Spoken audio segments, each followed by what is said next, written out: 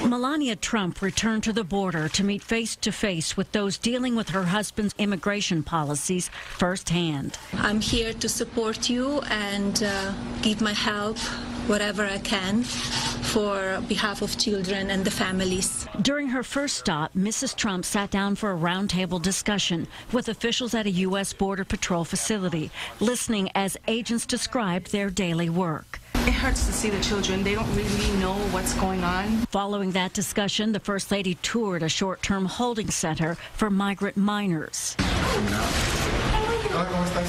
More than 2,300 children have been separated from their parents at the border in recent weeks. Some were placed in government-contracted shelters hundreds of miles away from their parents.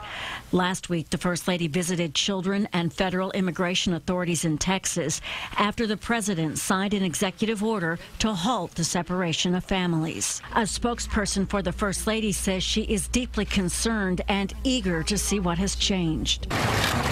President Trump was in Wisconsin attending a ceremonial groundbreaking for the Foxconn Technology Group project. As soon as I'm finished here, I'm going to hop in that plane. I'm going back to Washington, and we're going to pick ourselves one great United States Supreme Court justice.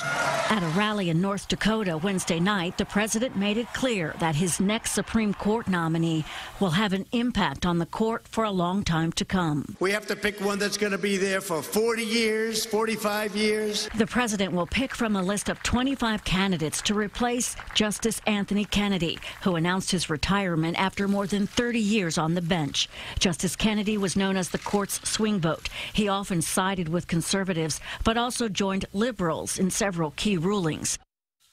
President Trump is expected to choose someone who will move the court to the right. Democrats still angry that Republicans blocked President Obama's Supreme Court nominee before the 2016 election on the grounds that voters should have a say. Want the same deal now. Senate Majority Leader Mitch McConnell says this situation is much different. He says the Senate will vote on Justice Kennedy's replacement in the fall.